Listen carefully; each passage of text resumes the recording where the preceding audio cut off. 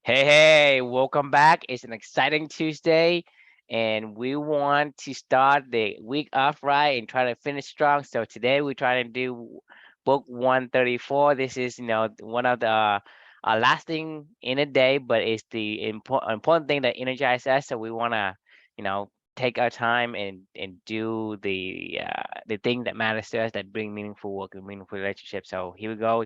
Book 134, The Power of Regret. So let's hear it, Chris. Yeah, this is an interesting one.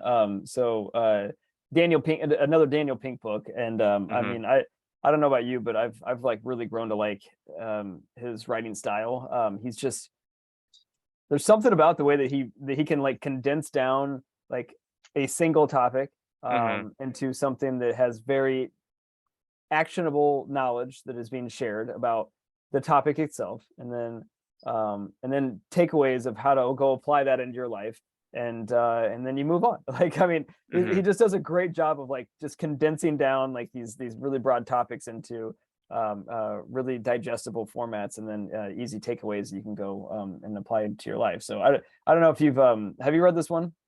I have not. Did you I know you've read a Daniel Pink or two book before, right? I think. I think I read Drive. Yeah, that's one of Yeah, his. Yeah, yeah, yeah. And then yeah, When is another one we've covered in this yeah, journey. yeah. We did. And then I did another one too. I can't remember what that one was. But yeah, anyway, Daniel Pink. Um Did we do a podcast on the other one? it was yeah, we did it on When. That was like one of the Right, first right. ones. And then the other one was Free Agent uh Nation. yeah, Free Agent Nation. Yeah, that was the Right, other right. one. Yeah, yep. Okay. Yep. Right. So yeah, so Daniel Pink, becoming a big fan of his for sure. So what the More hell? than Darren Hardy. um, yep. Hang on a second. Actually, I've never used this is my new computer, and I've never actually used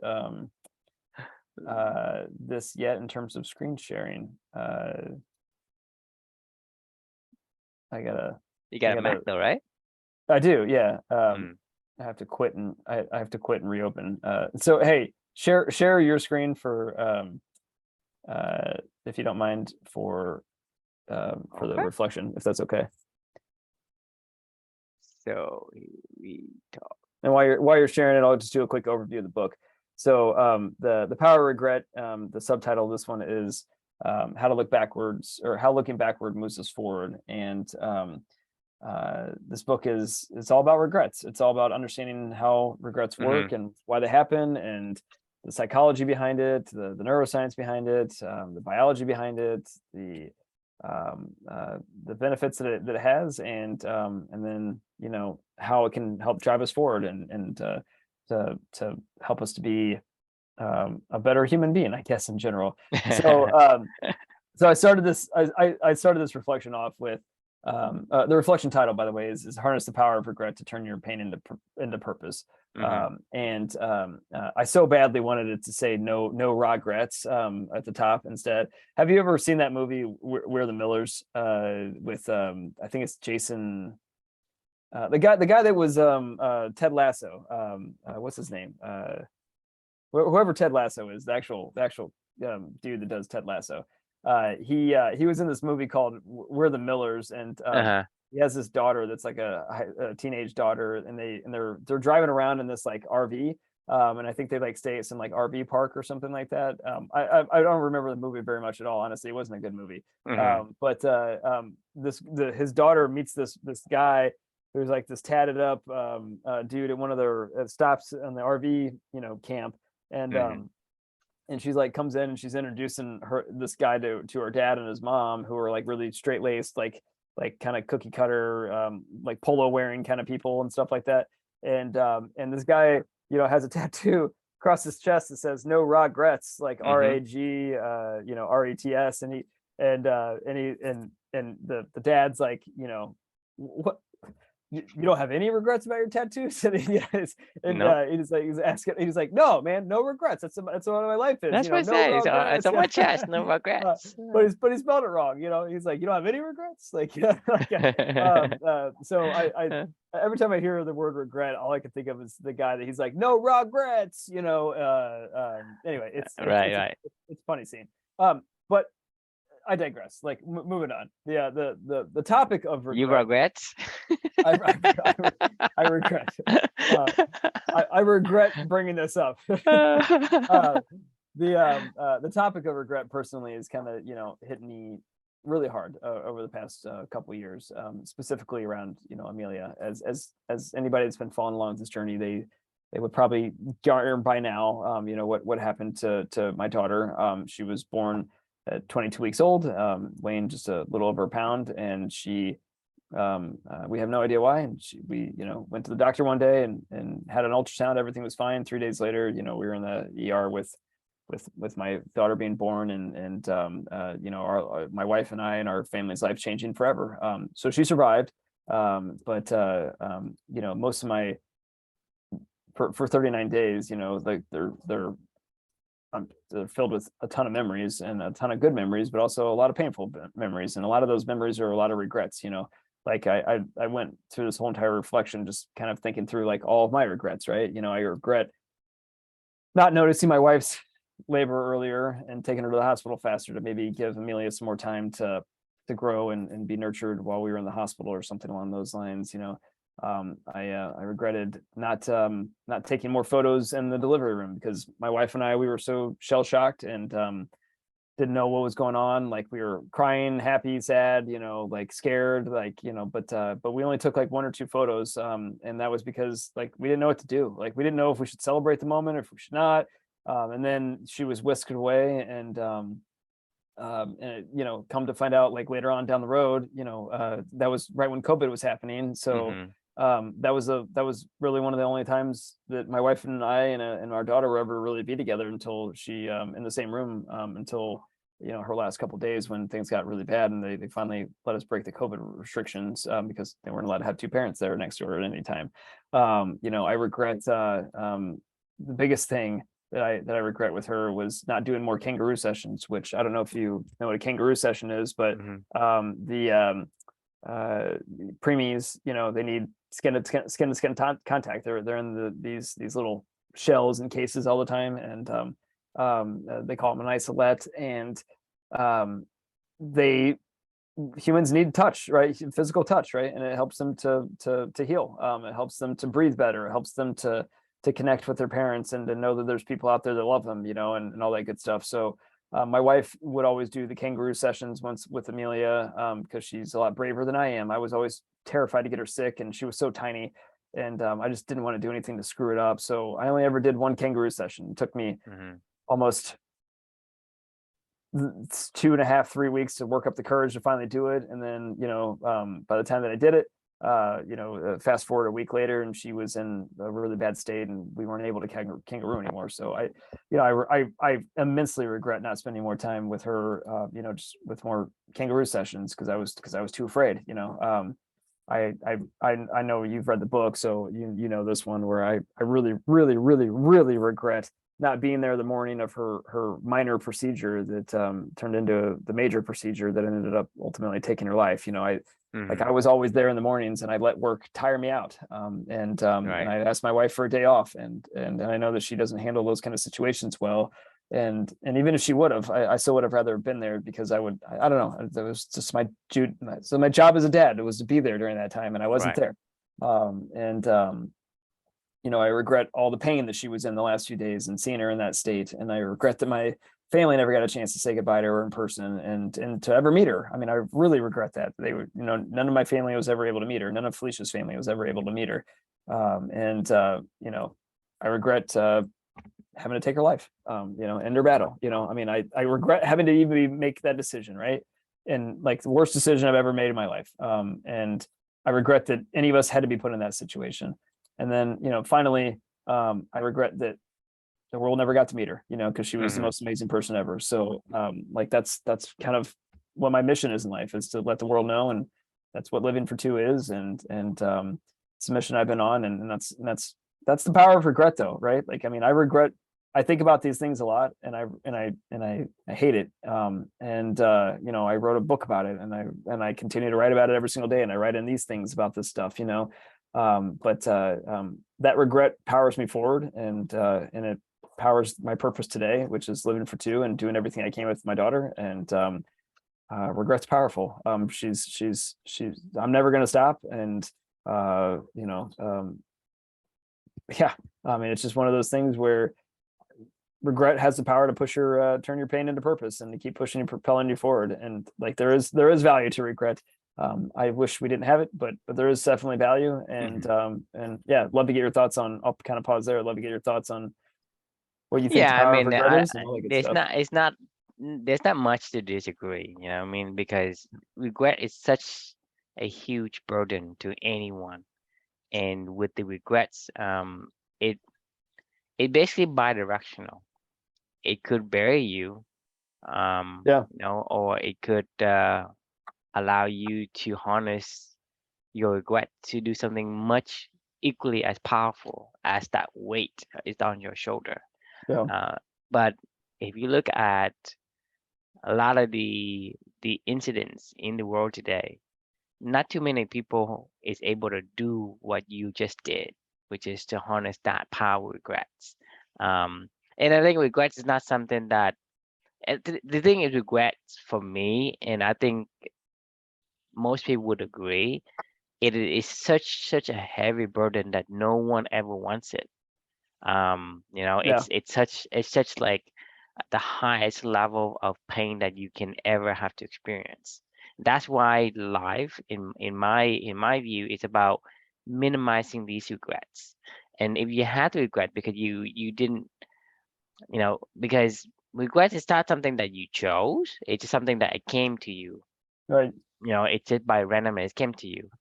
And I mean, this is what you call the atomic bomb kind of deal, just yeah, because it's not like everybody will have an atomic bomb. People will have regrets here and there, but those are within their control.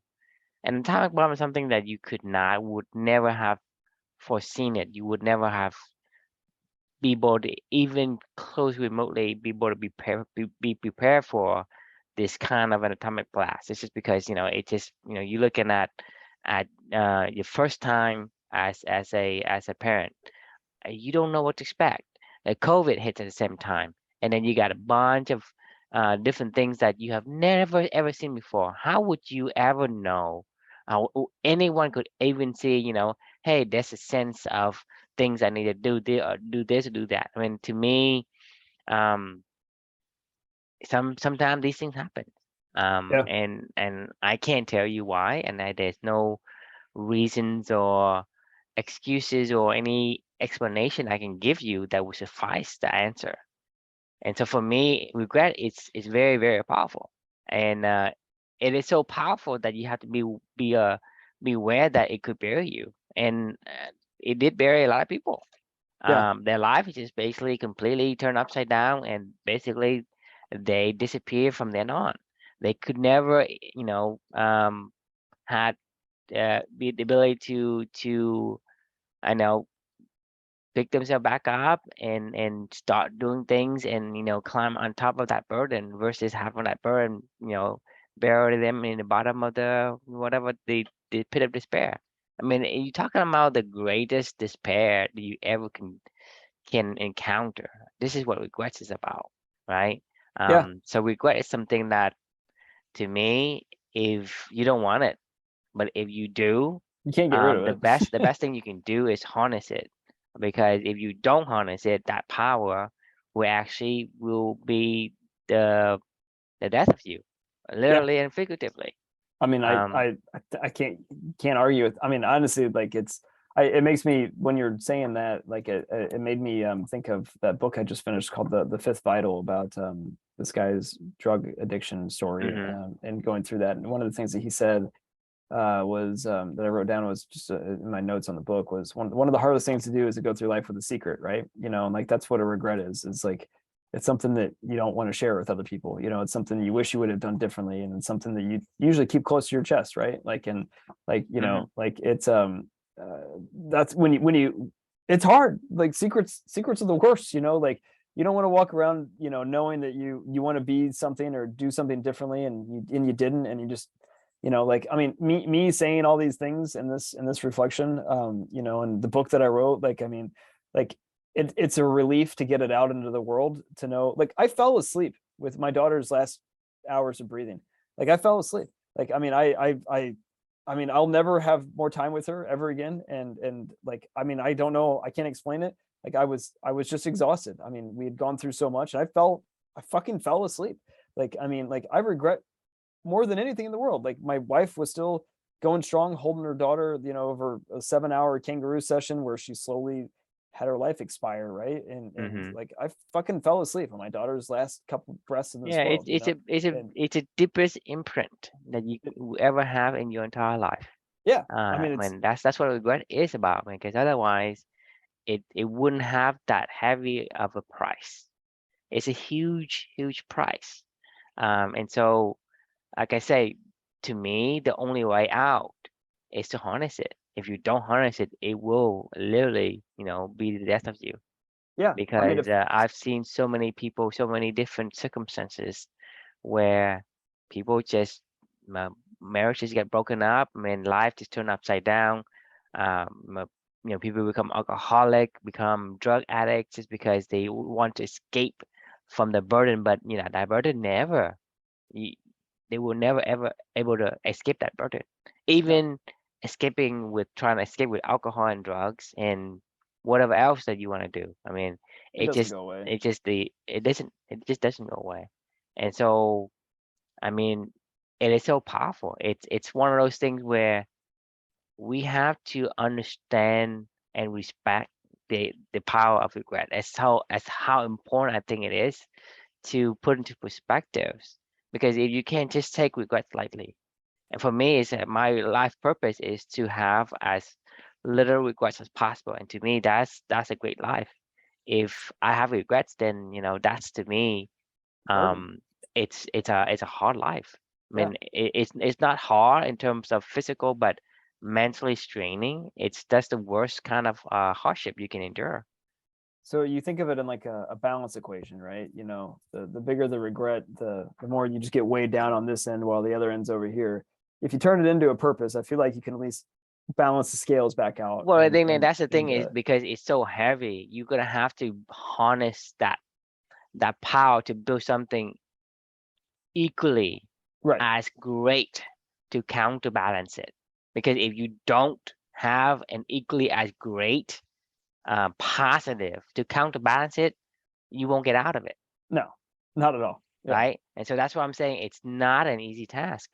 It's a It's huge monumental task to build something that is equally as heavy as the power regrets to counterbalance it so you get out of that hole.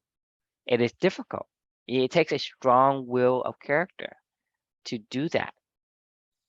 yeah, no, Uh, it is not something I would wish on my worst enemy, but it's a fact of Ex- life, though. I mean, Exactly. it's And like I I said, mean, it happens, and I can't tell you why it happens, but it happens from, to different people, different circumstances. And I don't know. I mean, it's just one of those things where this is what we call an atomic bomb, just because, I mean, it's not like, hey, there are things I can do to it that I can avoid it, right? right. It doesn't pass you just because you want it to. You know what I mean? Because a lot of time it's just not within your control, and that to me, that's so heavy. What are your biggest regrets? Fortunately, I don't think I remember much, That's which is good. why I like, my life is, like I said, my life is good. I like my life. There are things that I do regret, but I don't think it's heavy enough for me to remember it, and that's a good thing. Yeah. Because not being able to remember, like, I don't want to live in the past, and I don't want to live too far into the future. I don't want to think about 5 years from now. I mean, most people say, hey, I'm gonna plan, 30 years, 100 years from now. Well, that's great, but chances are for you to have the future that you wanted to come to that kind of a plan is almost zero. Right. And so you're just wasting time. So rather I live in the moments. If you ask me what I did on the weekend, I have to think about it. If you Yeah. ask me what I did like 2 weekends ago, it'd be harder for me to kind of try to remember Right. what I did, because what's in the past. I don't dwell on the past as much, and I don't put too much on the future. I probably do maybe 6 months, if any, and if it's too much, then I do the concept of the bird by bird, right? Which is, what am I doing today? What's the next thing? Right. If I have 10,000 items to do today, that's due today. Even if I don't do these things, right, I would have like past dues and penalties and stuff. Even in that scenario where everything is bombarding me, I'm gonna take bird by bird. What's the next thing? What can I do?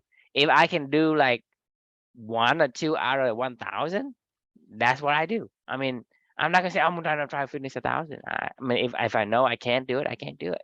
Yeah. Um, and so for me, it's like my whole mission in life is to have a minimal uh, amount of regrets when I pass. That's my mission. Well, that's good. You should tattoo minimal regrets. Minimal regrets. No Yeah. regrets. No, that's not possible. Like that's the no regrets is an impossibility in my personal opinion. How about more regrets? Yeah. Well, More regrets. the Uh, funny thing about regrets is, like, I know there's a saying of no regrets, like, and I typically would echo what you're saying, of, I feel like if you live, as many of your values as you can every single day, then mhm. you minimize that, Yes, um the regret potential. But sometimes you can't control regrets, right? Like exactly. sometimes like in my scenario, like Yeah, nothing I could have done or I not mean, done in it's out of your control. There's nothing you right, can do to avoid it. I mean, it will come to pass regardless of what you do to it, what the right, decisions you make. It's still gonna come. And that's something that you're being dealt with. So it's something that you're gonna have to make adjustment and adapt. For me, it's like, I don't want regrets, but if I do encounter the unexpected atomic bomb, God forbid, I would know my options. I already chose right, my options, right. right? Basically, because I've talked to you about it. I see the options in front of me, and rationally at the moment, right, I have pre-made my decisions. So it's make it easier for me to do. It's just like when you're talking about having regrets, right? Mhm. So basically, if another atomic bomb were to hit you again, it wouldn't phase you at all because you know how to navigate that atomic bomb. Like, Well, it would phase me. I mean, nothing can, right, it wouldn't be as but for much not of an as long. impact Right, because right, you would minimize right. most of it just because you knew the decision you would make going into this. And so Yeah. similarly, I do have the same kind of framework now with the ability to talk to you, an opportunity to share some of your emotions and experience that I'm a little bit wiser in terms of the decisions I can make when something like this happen. I can't tell you that I will be, all unscathed whenever I'm out of this minefield, but um, I will survive. And Yeah. to me, that is the hope that we're yearning for. So for me, I think understanding and knowing the decisions that you can make that's optimal for your path is better than not having one. Agreed. It reminds me of that, the concept, the Stoic concept of, premeditated adversity, which Hmm. is like, thinking through, hey, if I'm put in this scenario, how do I minimize the regrets, right? That I have in it. And that's Yes. by doing all the stuff that we've been I mean, a lot of the stuff that we do is, this conversation is a premeditated adversity conversation. We're Hmm. talking about, It like, is. what would happen, if you had to go through something where you were going to be chock full of regrets potentially, right? Like, and how would you better navigate that, and how would you think Right. through that? So it is an interesting, I don't want to call it coping mechanism, but it is an interesting, um, uh, process to go through, to to to balance out, the power of a regret, to Mm-hmm. bring to turn it into the power of purpose, and it reminds me of that my Stroke of Insight, book. Mm-hmm. She could have regretted a lot of stuff that was going on with it, but she constantly mentions, the stroke was the best thing that ever happened to her, because it's something that I know I would never say that about losing my daughter, but like, there are, I I mean, I guess I should never say never, because I don't know. I mean, maybe in 50 years from now, like, maybe I will say that. I don't know Well, why I would ever do that, it's but I the mean, worst of you and it's best of you, because that's all in right, one. I mean, your strength is your weakness. There's no such thing as one is a strength and one is a weakness. You just can't. It's just not possible.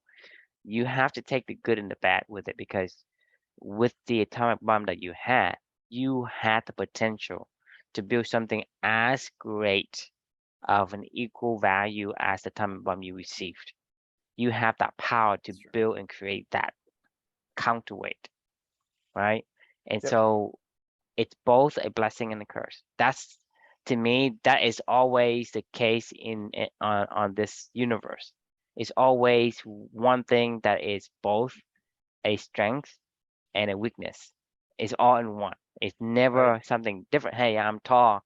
That means I have a strength, and that means that short is a weakness. That's not the case, because tall is a strength and a weakness. Strong is also a strength and a weakness, right? It's just one of those things where you cannot say that, one is universally a strength and the other one is universally a weakness, because you can be honest could be a strength and it also could be a weakness, right? Hmm. And so that's the thing, is it's the same thing. It's a two faces of the same coin. It just depends on what face you're looking at. It just depends on context, right? Right. And that's just the way it is, because if you don't have the atomic bomb, your potential is going to be limited. But if you Yeah. do, your potential is huge. Whether you decide to harness that potential or not, this is the decision you can make. Right. Other people just don't have the capacity, just because they don't have the antimatter that you have the space for the matter, right? Right. So you're talking about matter and antimatter. You're talking about strength and weakness. It's just a binary opposition, two faces in the coin. It's the same concept, Right. right? It's all Yeah, because with great power comes great yeah, responsibility. responsibility, right? Right. Exactly. So that's it comes hand in hand. Yeah, I couldn't agree more. I mean, there's regret's incredibly powerful. I would highly recommend anybody that's curious of exploring this topic to read this book, because I thought it was a great book. I thought Mm, I learned a lot. And I think that, regret's a powerful topic to explore and to learn. And it's healthy for people to go explore their regrets. I mean, I think it's incredibly healthy, but turning them into action is the best thing you can do. And you can't really do that until you acknowledge them, and then B, start to put in the work to figure out how to bring that counterweight to it. But once you figure it out, you can change the world potentially. So, go back and take a deep dive, reflect, learn, grow. That's hmm what this journey is all about. And see what regrets may be lingering out there that you need to process. And that would be my suggestion after reading this book. We go check it out. I mean, I don't know if you have any more, like, just high level thoughts just in general on this particular one. I know my brain is just wiped today, because I had an unbalanced day doing purposeful work, but an unbalanced day, to say the least. And Well, hopefully that isn't into regrets. yeah, Regrets. there is no regret, but there is a regret that I forgot to take some ibuprofen before I had this call, because my head is just pounding right now. But no, Okay. it's yeah. I don't know if you have any final thoughts for the night on this particular topic. Yeah, I mean, regrets can change the world, but it's up to you how you, I guess, adapt to it. Yeah, actually, it's a really good thing that you just said that, because I remember, I know we shit on like Jeff Bezos and Elon Musk, the world and stuff like that. But I mean, I don't. yeah, I mean, I don't. I Okay, do. I don't shit on Elon Musk. I don't shit on Steve Jobs and any of those people. I shit on the people who thinks that these guys can Oh, have the key to their castle. that's true. That's why I'm, that. So the point isn't that. So I have no regrets Right. Right. in saying that, you don't need see, because it's true, because the thing is, do I want the things they bring to the world? Yeah, I do. But do I really need them?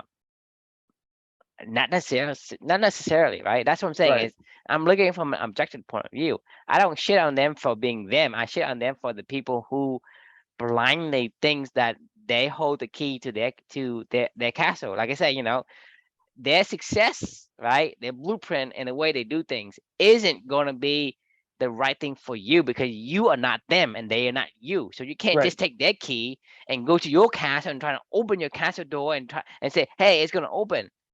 What's the point of the key if, if their key can open your castle? Right. And so to me, that's what I want to make that point. Isn't so the reason why these guys come up is because everybody is keep bringing them up as this, I don't know, on a This idol. pedestal Yeah. Right. Yeah. of yeah, exactly. It's like, Yeah. don't do that, because what they do cannot help you. Only Yeah. you can It's help not you. replicatable for sure. It's But not. I but mean, the even the Jeff Bezos in the multiverse cannot. I mean, his the key in the multiverse, right? The key that Jeff Bezos has right now, give to Jeff Bezos in another parallel dimension.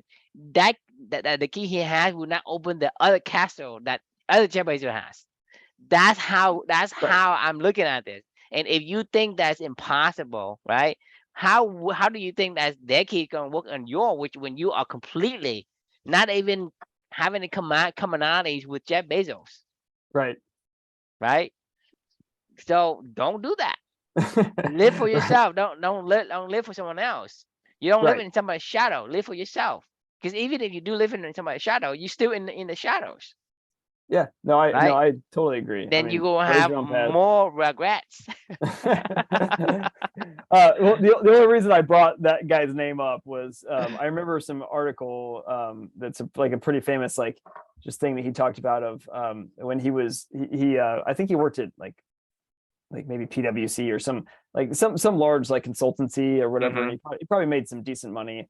And he went to talk to his boss when he was wanting to go start up Amazon, and the guy was like, "Don't do it, man." He was like, "You make good money." He's like, "In 10 years from now, you can retire." Blah blah blah. Like, and he goes, I don't remember the exact quote, but it was something along the lines of he took a look at what he wanted to do, and he was like, "Would I regret if I look back on my life, in 30 years, am I going to regret taking a chance on this, or am I going to regret not taking a chance on this?" And that was what drove him to want to go start Amazon. Honestly, it's not much different than the reason why I just started a new job. If I look But the back on thing is, that's the thing is, it's like you asking me, should I take the red pill or the blue pill, right? Even if you take the red pill, you don't, and then you never took the blue pill, it doesn't matter. You don't right, know. There's nothing to right, compare against. So even if he took the other job, took the $1 million, like $100,000, $1 million yearly salary, right? right, He won't regret that either, because it's no, a different outcome. He would never know that Amazon will be a multi-billion-dollar kind of company, right? sure, Trillion-dollar company. He just doesn't know that you have to take both pills to know. Just like the fork in the road, right? Robert Frost, right? Take the one, the one less, not less travel, or the one that is more travel. It doesn't matter. It doesn't matter, because everybody's thinking about like hindsight. Hindsight, it means like, duh, like, because the thing is, you're asking me like, how do I build this, how do I build company, or how we do the blah. It's like, hey, we're back this is there, what we did, we right, have a stroke of genius, blah blah right, blah. That's bullshit. We don't right, know shit, right? Even 2 years, 2.5 years into it, we still don't know shit. Okay, right, it just happened by random chance, and having like people that were the same, I guess, mindset and vision, that we still doing this together and we enjoying it. That's the only thing. right, If Jeff Bezos said, I regret did this, or I didn't regret, I would have regretted taking the job, then you're lying. There's no evidence. There's no proof of any shred of proof or evidence that would say that taking the other route he would regret it. right. How would No, he know? How would he know he regretted it? Because there wouldn't be an Amazon.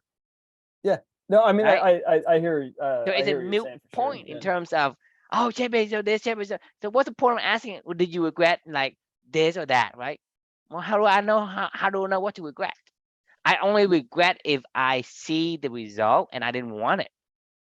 Right. The only No, regret he would regret if Amazon was a flop and then he turned into a poor dirt homeless guy. Then he regret not taking the other. That's the only way he know whether he regret. You can't ask a successful person, "Hey, do you regret not taking the other one?" Of course you don't. Of right. course you don't. It's like asking Tiger, "Do you regret having your dad training you all this?" Of course you don't. Right. Yeah, there's How would no, you yeah. know? How would you know?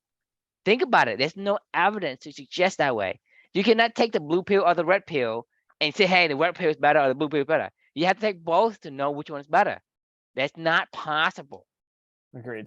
Agreed. But either way, regret is powerful. All right, my brain is officially fried. I'm gonna go pass out right now. All right. My That head sounds hurts good to so me. bad. Uh, Awesome. All right. Well, thanks for joining everyone. And the question we can leave with you is how can you harness your regret to power your purpose? And thanks for joining, and we we will see see you you all tomorrow. tomorrow. Yeah, sounds good. Good night.